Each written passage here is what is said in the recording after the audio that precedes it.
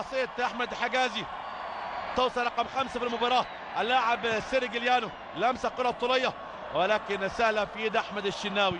احمد الشناوي وصاحب الفضل الكبير في تألق هذا الحارس، هو مدربه السابق، هو الكابتن اشرف خضير، كان هو اللي تبنى احمد الشناوي في بدايته وقال لك ان هو هيكون حارس بارع، وقال لك الشناوي له فضل كبير عليا. تضررتش من القرار؟ لا انا ما تضررتش لان عندي احمد نصر الشناوي. احمد نصر الشناوي ده هو لسه ما كملش 18 سنه، ما كملش 18 سنه لحد دلوقتي، وبيعيد يعني امجاد اكرامي الكبير، لان فعلا الكابتن اكرامي الكبير لعب في السن دوت، سن 18 سنه كان بدايته، وفعلا هو لعب ماتشات كتيره وكان مميز جدا. وهو في منتخب مصر حاليا، منتخب 91 تابع حضرتك، ولعب ماتشات كتيره اكتسب الخبره، وطبيعه اللعب كتير بيخلي صانع النجوم ده. انت خدتنا يمكن لحراسه المرمى. طبعا احمد الشناوي حارس مرمى المنتخب الاولمبي، انضم يعني طبعا المنتخب الاولمبي بجوار طبعا علي لطفي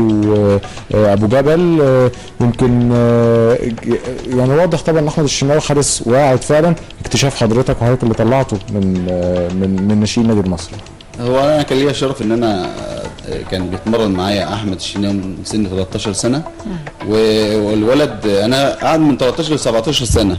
الولد كان هو موهوب، في عنده الموهبه، فطبعا الموهبه دي لازم تنميها بمهاره، فانت لازم تنمي الموهبه بتاعته، تديله مهاره وتعلمه ازاي يقفل الزوايا ويتحرك تحت الثلاث خشبات، والادوات اللي انت بتشتغل بيها ادوات حديثه.